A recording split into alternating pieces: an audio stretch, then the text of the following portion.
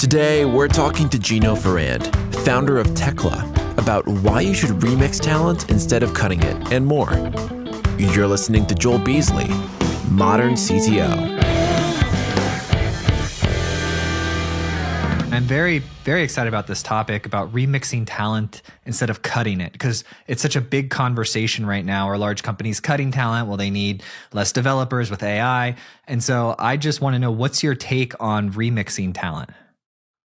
You know, there's always I feel like the news with AI is like moving so quickly. And so just in the last like month or two, just been reading a lot more stories about companies that, went in sort of like really quick into the layoffs and firing because of AI. And we're just trying to like really use AI as much as possible. And so we're letting people go. And there's a lot of stories of companies that are like regretting it, or companies that have, had to change that approach a little bit. And so I actually think that remixing of talent is a thing for, that anyone that is hiring a company should think about, before layoffs, before hiring, sort of thinking how these tools can be used by the people that are at the team currently, unless, it's people that you don't think are performing well or just are not aligning well with the company. And then of course, I think it's not just about remixing tools or like learning new things,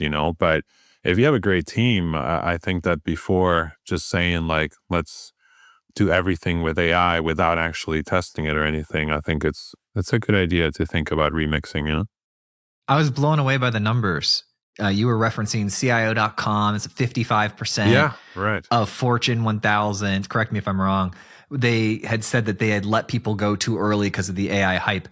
I want to do that interview. I want to talk to that. Like, who on earth would be like, oh, AI is here, hear that in the headline, and then cut staff? I don't believe that that's true. I want to know what the true story is on them letting go. Did they build some AI system and then they let some people go that were the most intelligent people on how that AI system, like I want the details, because people aren't that stupid, right? Hopefully. Yeah, no, I mean, I feel like with how many of like the big CEOs and like the big companies and, like Salesforce and Meta and all these companies coming out and, Zuckerberg speaking out, and everyone's sort of talking about layoffs and how we're being so much more productive. And I feel like it's a lot of it is they're talking to their shareholders and talking to the public markets, because they're going to be, oh no, this company is just going to kill it because now they're just so productive with AI and but I feel like, I mean, it's what always happens. Like when the big guys talk about something and it starts being a trend, then every company kind of jumps on the bandwagon. So I can see a huge amount of like mid-market companies just kind of being like, yeah, we're going to do this. And then it's like, you didn't really think about it, did you? You've kind of won me over on this. I can absolutely see the situation, Gino, where the CEO sees Zuckerberg on social media talking about the cutting and the efficiencies. He goes to his CTO and says, hey, Zuckerberg's cutting workforce by X%. Why aren't we cutting workforce by? Why are we not talented enough to implement? And then the CTO's got pressure to then say, in a response to AI, we have cut this much to report back to I could see that happening. I mean, in the news, there's quite a bit of also people saying that a lot of executives are using AI as like a great moment to do layoffs, because you can just say it's because of AI, so I don't know. I mean, that's like another thing that I read about, which was kind of a discussion was, how many of these firings are actually for or because of AI, and how many are actually like because the company has a good out, right? Maybe they're not performing as well. Maybe they're not doing as well. And it's an easy one. No one's really going to question it right now. It doesn't seem like anyone really is questioning those kind of layoffs at the moment. That, I don't know. I go back and forth. Part of me says I wouldn't want to own a company. I always think it from an owner perspective. I wouldn't want to own a company that like lied or used some scapegoat as a way. If a team wasn't performing or a product wasn't performing, you'd cut it and you'd tell them the truth about why you cut it. I get, though, less experienced people, they would want to soften the blow. They might see it as like sympathy or so. I can see that. Yeah, no. I agree. I wouldn't do it either. I don't know how many small businesses are doing it, but I definitely think that some of the big companies, like in public markets, the ones that are kind of like in the news more often. Yeah. I think that discussion was more around those, like how many of those are actually how many of those are actually because of AI? You know? I could see this happening in customer service, right? Like customer service bots coming in and then them being able to lay off half of their customer service agents. I could see it happening there a lot. Yeah. No, I mean, right now it's like, I mean, all of these tools, I mean, obviously we see it more ourselves in software development, but I mean, obviously, yeah, customer support, I mean, social media, marketing, content creation, it's changing everything. Yeah, I saw, Intercom, the chat company. Yeah. They made a new company thing called Fin that's supposed to be doing that, like revolutionizing the AI chat stuff. And I told my neighbor about it who has a company because we were walking outside with the kids and he was like, man, the support stuff is just relentless. And I said, hey, have you tried that? So now he's exploring that. And he saw me the other day. He's like, dude, that tool looks promising. Wow. That's good. That's good, man. I mean, I do think that, I mean, for customer support, as a customer, just like, let's say you're traveling, like dealing with airlines or dealing with banks and stuff like that. Mm-hmm. I mean, I do think that it can be a big help. Right now, a lot of the chatbots I'm seeing are very limited. So, I mean, I hope that some of those companies really start, doing well and more companies use that kind of support, because a lot of the ones I'm seeing on websites are like just reading off of like knowledge kind of documents. And then if they can't answer something, like if you need actual help, then you're still waiting for a human person. I think they'll get more responsibility, more trust will build, time will pass, and they'll get the ability to perform actions. And right. I interacted, I can't remember what it was, but within the past 6 months, I interacted with some AI tool and that actually saw everything and then ended up giving me a refund after like thought and process. And it was just like, because it knows off of the past 10,000 times that this has happened, this is the outcome. So it just does that outcome. Right. No, that's perfect. I think that being able to make those decisions, going through the trees, the logic trees that I think that the agents that are working there are also going through, that can really help. But I always keep thinking about the human side of like what does happen with the people that have those jobs. And I think that's what the newsletter is really about, is sort of assessing what's happening in software development. Is that what I was reading, your newsletter? Like a blog post? Is the that what redeployed stuff? Yeah. The redeployed is the newsletter, yeah. Oh, okay, great. Let's give it a shout out. Redeployed.tecla.io. Josh will put a link in the description. And you publish fairly often. Right? I was doing it twice a week, but I've now cut it back to once a week, just because I felt like I had like too little time, and sometimes I was kind of rushing through some of my research or refining, and so I was like, you know what, I think like once a week is a good cadence for it. So yeah, and I've been doing it for a few months now, like most of this year and stuff, and I really enjoy it, so it's good. Nice. Good to have a content creation habit. I'm not biased or anything. Yeah, right. I'm not as as well oiled of a machine as you guys. Well, we're here to help. And before we jump in, I've read a lot of your stuff, and I've got tons of questions about it. But before we go too far, what does Tecla do? What's your position at Tecla? Tell me about that. Yeah, so I'm the founder. Started Tecla over 10 years ago now, and basically what we do is we build nearshore engineering teams for tech and software companies in the US. So we work with a lot of startups, mostly high growth startups, so Series A, Series B, C, some Fortune 500s as well. So quite the range. A lot of mid-market companies, but mostly working with software leaders. So, engineering leaders who are looking to scale the team and are interested in hiring near shore because of the time zone compatibility and, the English fluency and everything. So that's what we do. We build development teams and then embed them with our clients. Oh, that's awesome. I've got some great friends like down in Uruguay. Big tech scene down there. Yeah. I don't know if you do any work down there, but yeah, we do. No, we have our network of talent is basically we just focus on Latin America. So like we don't have talent in Eastern Europe or Europe, Asia, Africa. There's so much talent all over the world, but we just focus on LATAM, and Uruguay is tiny. It's only like 2 or 3 million people, I think, but it's insane how advanced the country is, and just the education is just amazing. And yeah, so it's a great IT hub. Yeah. Yeah, about 7 years ago, I saw a big spike, and I'm sorry for saying it wrong. I'm not. That's my American in me, right? It's Uruguay. That's the correct way to say it? Uruguay. Yeah. Okay, my bad. I've been saying it wrong for a decade. So, but anyways, Uruguay. I saw a spike about 7 years ago or whatnot in my analytics, just a bunch of traffic coming from Uruguay. And I was like, what's going on there? And so I made a mention about it in like a newsletter or content or something. And some of the developers like reached out to me, and I built a relationship with them.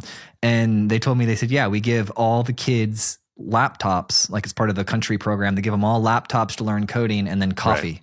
And they give their kids coffee. Nice. I was like, so caffeine and coding and coffee. All right. That's the trick. That's how because there's, I don't know geography very well, but there's competition between the country north and the country south of them on like talent and tech. And so they're like, to be competitive, this is what we did. Yeah, absolutely. That's brilliant. Argentina and Uruguay have a big relationship, and Argentina is obviously much larger and much more well-known, and Argentina and Brazil are the largest, of course, tech hubs in Latin America. But Uruguay, it's just insane what they do. They really punch above their weight class, or however the saying goes.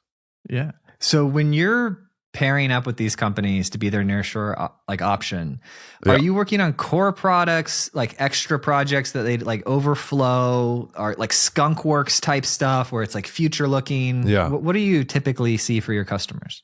No. I mean, almost entirely it's the core product. It's the main thing. It's typically companies that, we focus on, the teams we build can be, 1 person up to 10 people. That's pretty much the range. So really it's companies hiring very senior talent. Nowadays, a lot of companies are really focusing on really senior talent that, knows how to work with AI. So that's becoming more and more prevalent on like the job descriptions and just the conversations we're having. But it's not like grunt work or like maintenance type of stuff. Most of the stuff we do, it's companies that are like, hey, we want to hire, LATAM has great talent. And sometimes the positions get filled with people in the US. Like it's really not just entirely a near shore play sometimes for some of the companies. But it's mostly the core products. And obviously right now, a lot of AI stuff, a lot of AI engineers being built, engineering teams being built, machine learning, data science. And so, it's definitely working real time with the US teams. I think that's also why a lot of companies want to focus on LATAM, right? Because if it is going to be more outsourcing than, India and the rest of the world, so popular for outsourcing, maybe the opposite time zones are okay, if you're working on like a project-based type stuff. But with LATAM, it's mostly like real-time collaboration. Mm. And so AI is making productivity go up. Does that mean we're going to need fewer engineers?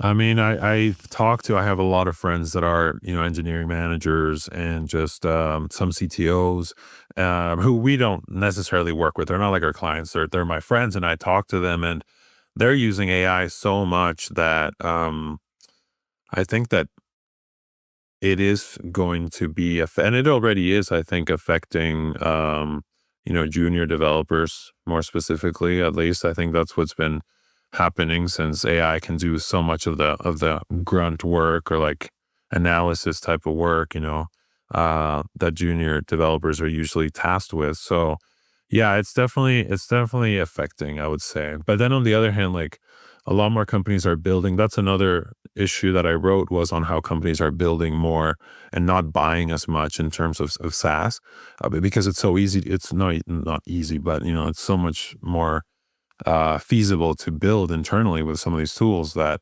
a lot of hiring for us. I mean, this is our best year ever. Companies are still hiring, I feel like, but definitely I would say that the lower seniority developers are going to get affected first. Yeah, it's a double-edged sword, because yes, it will affect them first, but it'll also speed them up on their journey of becoming senior developers. Right? Because that's what Amazon put that report out. Said the AI is the largest impact on helping upskill younger developers.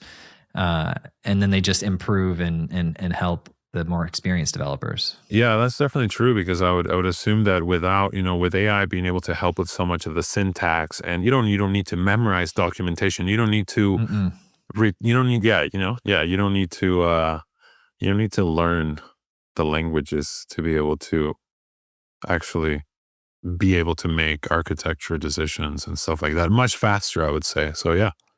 Are you using these tools yourself, playing around small projects and things like that? Yeah, definitely. Yeah, we have a development team. It's small. We have 3 engineers on the team, because we have a platform that uses AI to help with the talent matching and stuff like that. So we ourselves are using. Yeah, we were definitely all excited about trying to test these tools and see how they can help, and it definitely helped a lot. And then me personally, yeah, I've tinkered with them quite a bit too, because I'm a self-taught programmer. So I'm not. I would be what you'd call a junior developer in terms of like knowing the syntax of everything, and usually I'm like debugging functions a lot longer than I should. But now with AI, yeah, I'm like really, because I understand how things work. It's been fun to play with them. Yeah. The tools are highly effective in the right hands. Like I built a small project over the weekend, this past weekend. It would usually take me, I don't know, 8 weeks, a couple $1,000. And it took me 20 minutes for our first version, 3 hours to refine it for it to be in production. That's crazy. And I said, okay, because in my background, software engineering, I did full-time engineering for about 20 years before the podcast took off. And I've got lots of friends. And so we always text each other videos, things on X, like examples. And we're trying to figure out like we're always having this running conversation on what's hype, what's marketing BS versus where we're actually at today. Right. This past weekend was the first weekend where it exceeded my expectation. And it's hard to do. I have a really high bar. But it did. And I said, okay, we are at the point where it's like I'm sitting next to a senior engineer and I'm just telling them business requirements and logic and those types of things. And I'm not actually hands on the keyboard writing the function out. I'm saying, hey, I need a function that does this, and then it does it. And then, then you get into the user testing and all of that.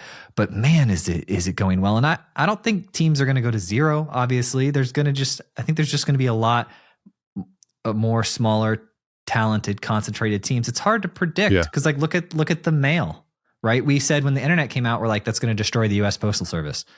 It did the exact opposite. It made shipping a massive thing because you could now buy products from each other, right? Farmers, like, oh, what's going to happen? They got more efficient. I've read that in your article, right? They started producing higher yield. Those are the discussions, Where are we? Where are we at? It's like, do you think it's going to follow that farmer type cycle where we'll get a bunch of productivity and yield and then small farms will become a thing years later? Or Yeah. I mean, like the way that I approach the newsletter and like writing really is like trying to just observe and find different arguments and like present those, or just sometimes one issue will be like observing one thing and just trying to find things that people can think about. So I'm not trying to be prescriptive, because I'm not of the idea that, hey, AI is like all hype. It's actually not going to, because obviously with like my company being talent, it being humans, right? Companies hiring humans. It's like, sure, I could take the approach of being like, no, this is never going to do this and blah, blah, blah, and be negative about it.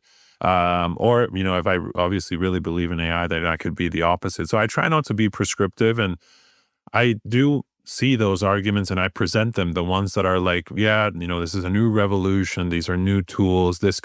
We don't know how it's going to impact. And maybe it's just a big reshuffling, like things have happened in, the reshuffling that has happened in many different industries, but maybe it's not. Maybe it is the end. Maybe it is like it's different this time. Obviously, I also see that side of the argument super strong. I mean, people say it's like when calculators were invented. I mean, I don't think so. I mean, it's not. I mean, I guess the calculator's not. I mean, that's maybe like the really basic, like AI. It can compute, but I think now we're, like you were saying, we're seeing the AI that's out there being able to also think, make decisions, and has the ability to research. So if it can research what users want, and then it can do the business logic, and it can tell to program and it can deploy it. Yeah, I mean, I think it's different, but I do see also like right now, like the next 10 years, like so many people, so many teams being able to create software that maybe what you're saying, like companies will not need, maybe gaming companies will continue to need thousands and thousands of people, right? Because like fidelity and stuff, graphics need to be so high, like everyone's competing on better graphics and whatever. But I would say like a SaaS company, maybe, yeah, the engineering teams are not going to be as large as they used to be, but maybe there's, all these other companies that weren't really building engineering teams internally who are now going to have 4, 5, 6 people on their development team and build internally. So yeah. You know what we're not seeing? Some of the stuff that we're not seeing. Look, because as you're saying this, I'm like, yes. But I like the way that you think, and that's why I've actually become a fan of your writing. Prepping for this interview, I had to read all your stuff, and I was like, "This is we'd be friends if you're ever in Nashville. Let me know." yeah, for sure. But one of the things we so conveniently forget too is new industry. So if we have this new super intelligence that's helping us make things faster, well, we might get advanced in quantum mathematics, and maybe teleportation will become a thing. Then you have teleportation companies and a whole new industry and infrastructure around teleportation, or you get a new type of, modular, safe nuclear energy. And now you have an entire new supply chain from shipping it to making it to deploying it to fixing it. You can have all of these new industries come about, and that's where the people can go. And then they can be using the new tools and the new industries and push us forward even farther. So look, I'm optimistic. There's so many problems to solve. Yeah. And I think that's the part where people like just think about applying AI to the current reality of like the world and economies and business. But yeah, like you were saying, I mean, you don't know, right? I mean, so many, obviously, if you just look at pharmaceutical and like medical, there's so many diseases that need to be, and there's just an endless amount of things that humans would improve from a medical perspective or health perspective. So you just don't know what's, and that's always going to need, obviously, that's still people solving those problems, right? I don't think that we are getting to a point, well, not in the next 10 years. I would think that you press a button and it's just like, just go. Just like, like Chat GPT, like the deep research, like just solve diseases, go and come and just tell me all the diseases. Like it's going to be in combination for sure with those tools. So it's exciting. It's exciting to think about that when you think about the possibilities, especially when you think about the trajectory that, 110 years ago, we got electricity. Right. Yeah. So it's like air conditioning, basic light bulbs, air conditioning, like the average family got electricity about 110 years ago. Yeah. And we can now beam, our conversation right now is beaming light across fiber, across the ocean, across the world in milliseconds. It's unbelievable where we've come. It's insane. Yeah. And it's like that law, right? What is it? The law of like the chips that get smaller and but it's like exponential like speed, right? Like the first ones like took so much longer. Now it's like and it's like multiplicative and whatever. And I feel like that's sort of what we're seeing now too, with what you were saying with tech and AI. Like it's exponential. Like just from, like you're saying, just 100 years ago, it's like no time at all, And now it's like, I was in Austin and just last week, and the Waymos, and hadn't been in that many of the self-driving cars, but they're incredible, Oh yeah, and Tesla just started launching them in Austin area too. Did you ride in one of those? I did. No. I think that it's like a closed beta or something. So I think I didn't even see any actually. Well, I guess they have drivers, so I guess I wouldn't know if they were, because the Waymos are totally driverless. So. Yeah, they're the Jaguars with the LiDAR on them, right? Yeah, exactly. I see those in all the major cities. Yeah. I haven't done one, but my Tesla has self-driving. Yeah. And what do you think? Oh yeah. I went, dude, my wife told me about this. It was December this past year. And she's like, hey, did you hear that the Tesla is self-drive now? Because it's always been like, are they self-driving? Are they not? They do some assistive stuff. But she's like, no, it's full self-driving. I said, are you sure? She's like, yeah. So I went and checked it out. And I said, all right, let's drive down. We went an hour and a half away to the town that had the Tesla store. Yeah. And I got in it. and they don't ride with you in the test drive, and they just showed me how to touch the screen and select a destination. I pressed it. I sat back. It drove me. I was freaking out. I was like, whoa, this is insane. When I got back to the Tesla factory thing, I said, how do you buy these? Like, how do you get them? He's like, you can lease it for it was like $500 a month. I said, I can walk out of here today. Yeah. And he's like, yeah, and I was like, all right, I want to do it. Who do I have to talk to? He goes, you don't talk to anybody. You download an app and then it takes 10 minutes, and I had the car. I was in and out of the dealership in like an hour. It was crazy. Unbelievable. Yeah. My stepdad was telling me that, like, I don't know if it's happened yet or it's happening soon, but that you can order a Tesla and it'll drive to your house. Like there'll be self So yeah, no, I mean, it's incredible. Yeah. And they've come up, it's moved pretty fast. I've had one for 2 years, and the first ones were much more like, always like holding the steering wheel. And I haven't used it as much as I should, to be honest. I am impressed by it, incredibly impressed by it, but I guess I'm old school with the steering wheel. But I use it when I drop something, when I something's going on, and I put it on for a few minutes, and it's just impressive. Yeah. Yeah, I use it. I'm not hardcore on it. So what my natural rhythm is, when I want to eat a snack, boom, put that thing on. Exactly. I can have my snack. Or when I get into the busy city part where there's a lot of interstates, exits, hopping from one highway to another, and there's a lot of traversing the traffic, I put it on then, because I'm always trying to like look at the screen, Google Maps, and like guess, is this the right off ramp? And then I miss it sometimes, but it knows and it doesn't miss it. Yeah. No, totally. Yeah, I agree. It's impressive. I want to talk about the build versus buy thing, because I really connected with that when I read that article. So companies before were looking at, do I build versus buy? But now with AI, that's kind of changed the game. How has it changed the game? Yeah, I think, we've noticed it internally, and you probably too, like for your company, like anyone that's running a business, I think it's like being able to build something has always been attractive. I think, like when you're in the tech environment, it's like there's SaaS for everything, but I think everyone always thinks like, my business is a little different. Oh no, I do this and I do that, and I don't know if they're going to be able to do this or not, if it supports that, And like, even for us, like obviously there's like 1,000 applicant tracking systems in the market, right? So obviously you can find one that mostly fits what you need, but we do some stuff that is different, it's nearshore talent. So we're doing different kind of tests and different kind of vetting process. And just in general, sometimes, Spanish, Portuguese, like different languages. And it was like always, we built our platform, and throughout many years, I was like, I don't know if that was the right thing to do. Maybe we should have just bought some of these softwares could have worked pretty well. We could have made them work well, and then now it's like, thank God, because now it's like we have a platform that we can build on top of, and, build different micro apps with AI that, are integrated to it. And we're just like so far ahead compared to competitors that were using an applicant tracking system, but they would probably also now be like, hey, we should start building something of our own. And I think that's naturally what's going on, is companies that aren't specifically tech companies. I mean, banks, so many healthcare companies, et cetera, like, they're looking at, should we buy versus build?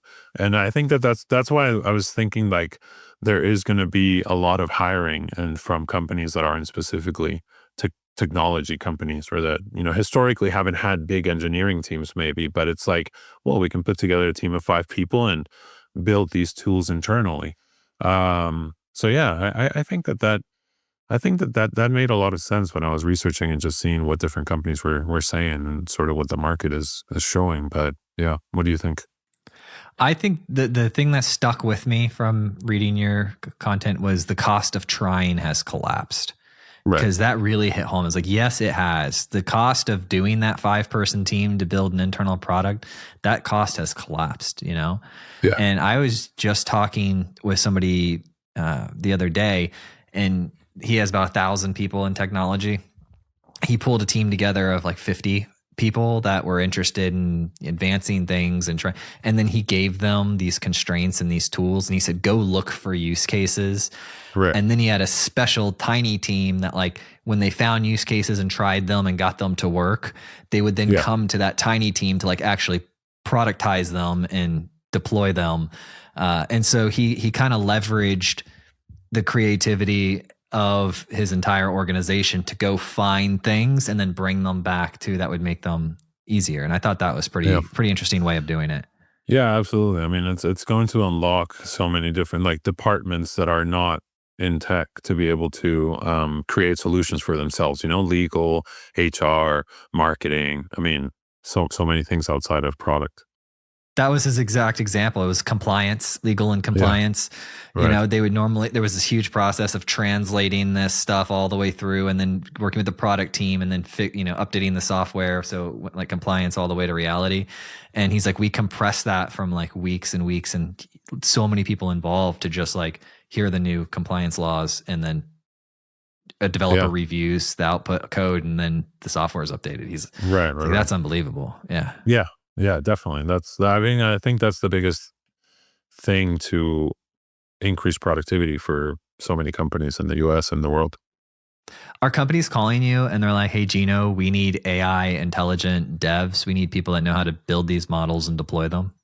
Yeah, definitely. I mean, we definitely a lot of clients that are working in AI and developing AI solutions. So actually developing the AI that we're talking companies are going to use and implement. And those companies, of course, are looking for like AI engineers and people with a lot of experience in AI development. But then there's the other just companies that are looking for developers where they want the developer to be able to, have used Cursor or Copilot or have an understanding and be first of all, the mindset that they're going to use these tools because there are still engineers who are, slow to pick them up.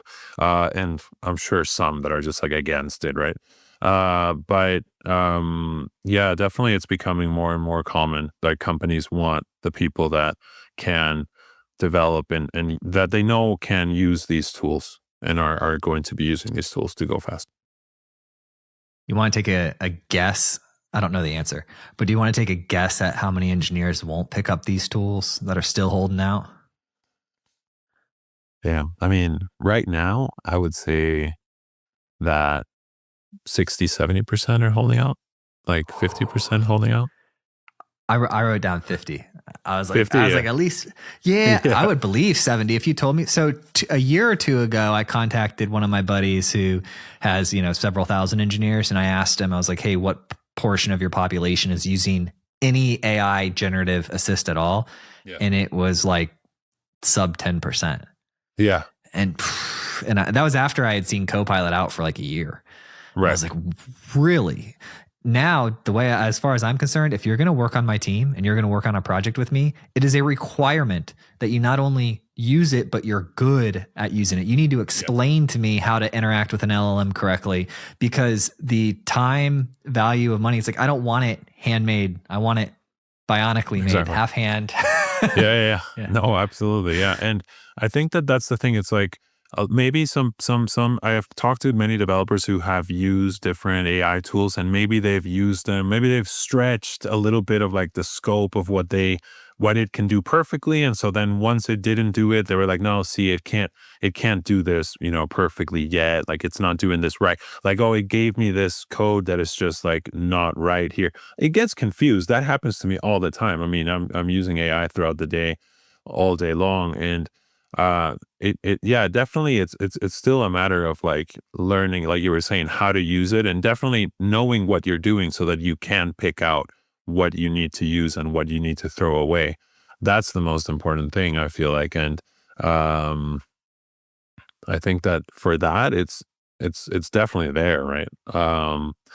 But sure, to build something entirely or do architecture without someone with someone's oversight, sure, it's not there yet, but yeah, it's moving forward though, and I agree with you. When I first started looking into it, I gave it some tasks. I was like, this isn't perfect, and I dismissed it. And then I thought, wait, if I did that, like 80% of the people are going to do that, so I need to do like what 80% won't do. And I need to go like a mile deep and to figure out why are really smart people that I know saying that this is great, but when I go use it, it's not that great. And then I figured out, I watched some YouTube videos, Gino, of people building with it that were just obviously way smarter than me with that and had more experience. And I said, oh, I'm doing it wrong. It's like, it's just a chat interface, but like I'm using it wrong. Like I need to talk to it like this. I need to use it for this size. Like, am I one-shotting an app or am I trying to get a function built? Or am I trying to get some scaffolding for a test built? And then how do I interact with it? And also, while you're doing all of that, Gino, the technology is advancing every month. Yeah. Like, so every month it's like, oh, it couldn't do that last month, but it can do it now. Yeah. And so you just kind of have to figure it out. Yeah, there's some other tool that's now doing this, so you can use that to do this. I think it's like, if you know how to use it, then you know how to get exactly what you need, like the right Lego pieces from everything, and then you know what you're building, and like at the end, you can make a really, really high quality application right now with everything that's out there. And we were already doing this before as engineers, because we were just doing it in the context of like packages or Ruby gems or whatever platform that you use. We're like, I need some auth, I need some authentication stuff. What am I going to use? Yeah. I'm in Ruby, so devise or something. But like you have your go-to packages for certain things. We're doing that just at a different level. Now we have like go-to agents for specific things or go-to strategies for specific things. Totally. I think, at the very, very basic level, we were using Stack Overflow to find answers that we copy paste, or maybe that's just me and my shitty level of programming. But you find blocks, and you kind of that's at the very basic level. But so I imagine that very senior developers can just be killing it with some of these tools, like the level of productivity, and a lot of them are like we have been doing a lot of events in Austin with Tecla that are like mixers and networking events for tech leaders and stuff. And so, we get to talk to them firsthand. And I'm always, obviously, because I'm writing about it, I'm always asking like, how are you using AI? And everyone that I've talked to has different opinions, but everyone is definitely getting some value out of it. Some a lot more value, some a little. And then sure, I've talked to some that are the people that are kind of not too interested right now. Yeah, especially people. I've met a lot of people later in their career who are just like, I think I could ride out the next 5 to 10 years without having to get into this. Right. I think maybe you might be able to. Yeah. But dude, Stack Overflow. Yes. That's how you know you're a business person. When you're copying and pasting answers so that you can get to the business value, that's how you know. Yeah.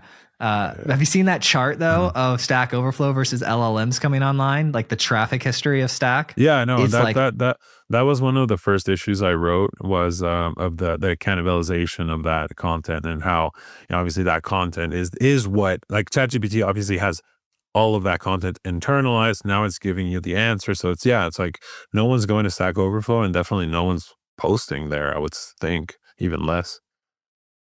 Yeah, I know. But then what happens was like the thing of like, if people aren't posting answers and discussions and all these things, that's like the other kind of discussion, right? Of like, because all of these tools are being fed data that was created by humans, but then when it has it, it's creating its own data, it's creating its own content, it's like, how's it going to keep feeding itself or whatever? But then it's like that next level of intelligence, where it's going to start creating its own intelligence instead of just kind of piggybacking on humans' intelligence, which I think is still also a lot of the content we're posting, like right now, it's listening to this for sure, right? And it's hearing, and so like layer 1 content is just the people giving the answers. Layer 2 content is us discussing the answers the AI gave us, and then it'll use that to learn and become better. Because we'll be like, hey, the AI did this and that was wrong. And so now it doesn't need the base content. It needs this new layer 2 content of how it can improve. Right. Yeah. Until it enslaves us all, and we just have to do what it says. Yeah. And once it listens to what people want, then it is probably an even better PM too. Yeah. Oddly enough, I just got a message from our producer, Josh. Next week, the CTO of Stack Overflow is coming on. So we can't talk. Gino, do you have any, we could talk all we want. It's a talk show. That's what we do. Do you have any questions? Should I ask? Do you have anything specific? And I don't want to put you on the spot. If you have something later after the show, you can ping me. Yeah. I'll send you something. Yeah. Yeah. I wonder, I'm scared to meet an LLM trained on only Stack Overflow because it's going to be really mean. I'll ask it a question. It'll be like, it'll just respond with noob. Yeah. You're just going to get trolled. I will. Yeah. It just trolls me the whole time. Back to Tecla. Am I saying that correct? I want to make sure we've been having this whole interview. Am I saying what does it mean? Why did you pick that name? Tecla is the key on a keyboard. Like one of the individual keys, basically in Spanish is Tecla. Oh, Tecla means key in Spanish. Okay. Yeah. Key off a keyboard. Oh, that's keyboard. Brilliant. That's beautiful. Yeah, it was very, I guess you could say cheesy or corny or very kind of like, But I love it. Yeah, it's been our name forever. So there are so many great companies where I'm like, what does that mean? And it's like, it just means water in Spanish. Yeah. It just means like the one word, but in a different language because the founder, like how cool would that be? I just go to Italy and open up a company called Water, because that's just like the English word for it. Yeah. Easy. It's simple. It's effective though. Simple, but it works with the translation. Yeah. I mean, I think that a lot of people also think it's like Tech LA, like Tech Latin America or something. So I was like, well, I guess that works too if people think that, as long as it makes sense to them. It's like, are you writing the check? Like, because I'm going to like whatever you say. Are we doing this deal? To spell it correctly on the check. Yes. Spell it correctly. Yes. How big is the community, by the way, the Tecla community? I mean, we have a newsletter with 40,000 engineers throughout LATAM. We have about 35,000 registered developers on our platform. So those are developers with their profiles, sort of like interest of what companies they want to work for, what they want to be building, their skills and all that. And so, it's a pretty big community. We try to host events every year too in Argentina and Colombia that are like bringing together developers. Like most of our events are like social events, so it's like really just come and grab a beer and chat, and I feel like those are the best events. We sprinkle in some educational stuff, some keynote, some little speaker saying something very interesting, but usually just trying to bring people together. If you could talk to all of them right now, if they were all listening live right now, which they're not, but if they were, what's one thing you would say to all of them, like the entire community? The entire dev community that we have at Tecla? Mm-hmm. I mean, basically go Latin America, we've always been let's just like represent Latin America. And that's what we've always done. And I'm from Peru, I'm from Lima, and I moved to the US when I was 12. And I've always been my family, everyone, lives in Peru. And so, for me, like starting the company and then like years after starting, it was always that like the best feeling was when I talked to a company that was like, wow, that's incredible. Like, we'd never worked with people in Argentina or Peru or Colombia, and it's just working out incredibly. Like everyone's so amazing. And, so it's like really like us trying to like export some of the great talent that we have. So I would say that it's like a cheer for us. Yeah, absolutely. And then for the ones who are like me, they want to be the top 1%. They're motivated, they're driven, they're asking themselves, how can I rise to the top of the community? What's one thing, like one behavior, one thing that they can do that would help them raise their profile within your teams? Yeah, I mean, obviously communication is just so important. And it's not just the English fluency, but the soft skills. And I think more than ever, we've been preaching that for 10 years, that companies hire, especially technology hires, are very keyword driven. Like they've got to know this, they've got to know that, they've got to have 2 years of this, that, the other. But time and time again, I've seen that like character and hiring someone that's just got the right mindset to learn and grow. And so we've always been preaching soft skills. It's one of the things that we test the most that other platforms don't really focus on that much. It's more like, do this test and see if you're good with algorithms. But now for like the next 10 years with AI and everything, like soft skills are everything. Problem solving, understanding business logic, understanding what the company you're going to work for does, what the product is supposed to do, like how the company is successful or how it fails. Actually, like it's no longer outside of the programmer's scope, like the developers, that's totally your scope, because the scope of you knowing syntax is being reduced. So your value is really in like coming up with ideas, coming up with like creative solutions to problems, and like really creating value in the product more than just writing syntax, which I think is like exactly what AI can really do right now. So if you can just write in perfect Python, it's like you don't really have that much of a leg up over me. I can write in perfect Python too. I have ChatGPT. So it's like it really is like the business logic and the soft skills are so important. How do you improve like character and mindset? How can people work on those?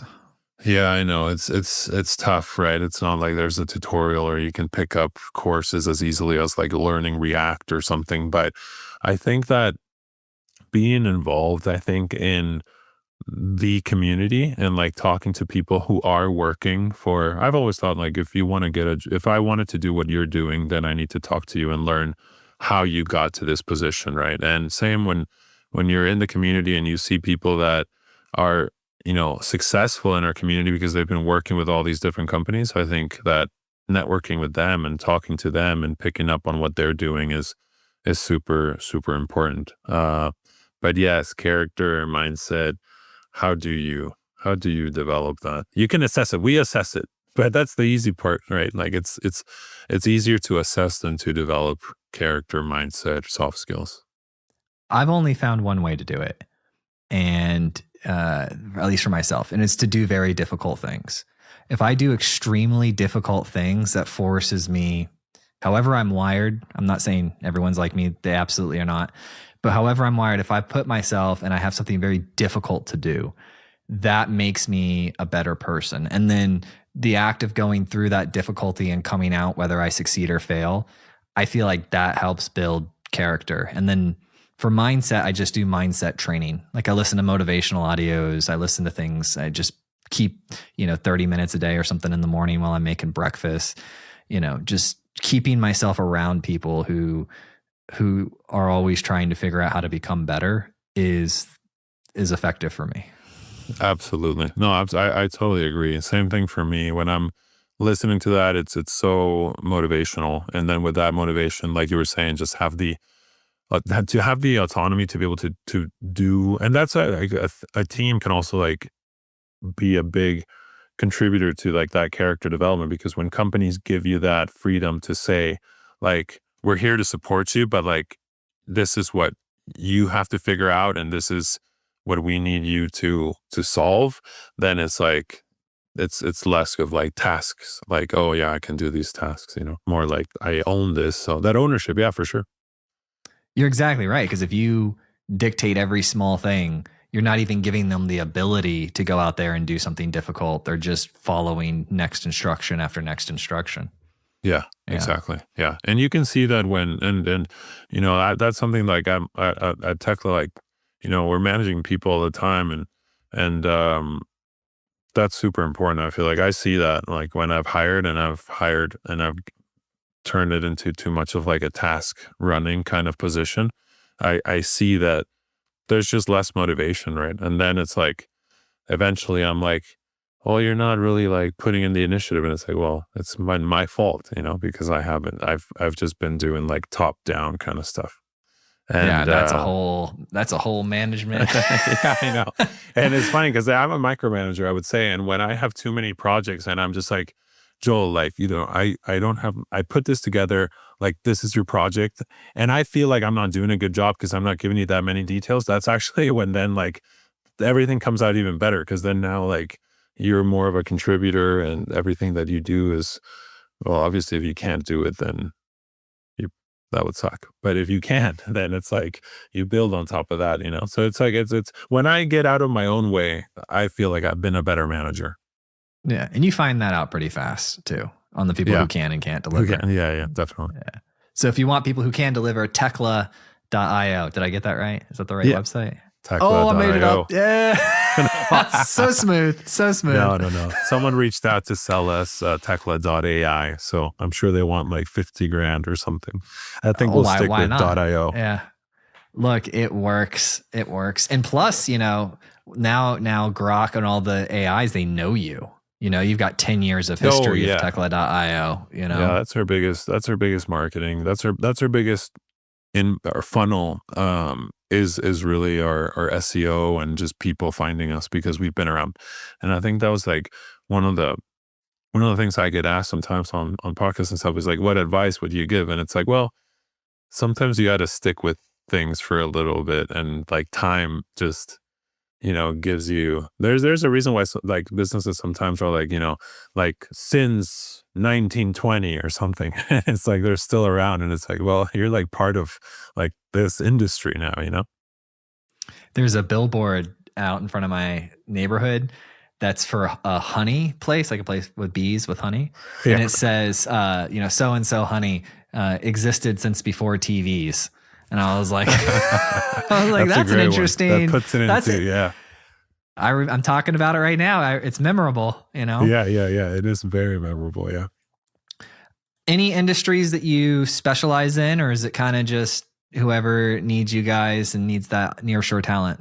We work with a lot of health tech companies, honestly, a lot of companies in health for some reason. And that has always been something that then we learned a lot about and specialized in. Also fintech, SaaS, e-commerce the last few years has been super strong, but it really is, it really does vary, I would say. Yeah. Nice. Those are good industries. Those are stable industries. I mean, health and fintech, that's going to be around for a while. Yeah, I'm excited to help these companies that are going on to the build trend. Like, companies that are like trying to put together a team to build internally. Like, I hope they find us, whatever industry they're in. Well, they're listening right now. Tecla.io. Perfect. Yeah. Please chat. Nice. What's the, just from founder to founder, what's like the top 3 sales objections that you see every day? Sales objections when we get on calls. Companies are definitely, I think that I almost feel like our service, like every company has a partner where they're doing something near shore or offshore. I feel like for every company that we've worked with, they have an onshore, they have a team in the US, but they also have a partner. And so I feel like some companies just haven't delivered in the past. And so a lot of companies come with like, hey, we used to work with this company. And sometimes they don't mention the names, but it's like the problems, right? Like we had this problem, like we hired 2 people and then could never hire anymore. Or, so they couldn't scale, or, everything sounded good in the sales calls, but then they didn't actually introduce us to senior, level engineers. And so I think that those are the main things. It's like trying to prove that we can actually deliver on what we say we can.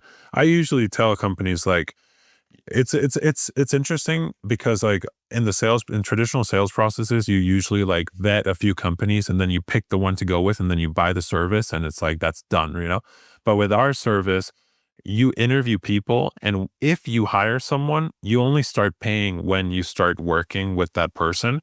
So I usually tell companies like every company is going to tell you they have the best talent. Like obviously, right? Everyone has the top 3%, then the next one has the top 2%, then the next one has the top 1%. So yeah, the top 0.01. But I always tell companies like, don't decide just based on these sales calls. Like actually interview people, actually talk to the talent that the companies have. If they are in our space, then actually interview and see what the process is like and who you can work with and how it works. And yeah, I like to tell companies that because sometimes they're like, we have to pick one now, and then they pick one, and then they realize that it's not what they expected, and they kind of have to go back to the drawing board, And it's not like a SaaS product where you can make it work, usually.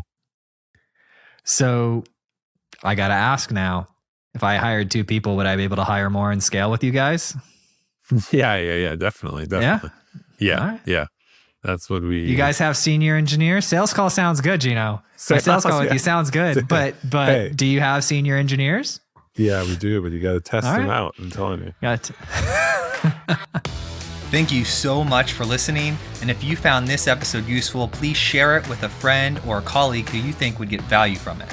And if you have topics that you would like to hear discussed on the podcast, either add me on LinkedIn or send me an email, joel@moderncto.io. Every time I get an email or LinkedIn message, it absolutely makes my day and inspires me to keep going.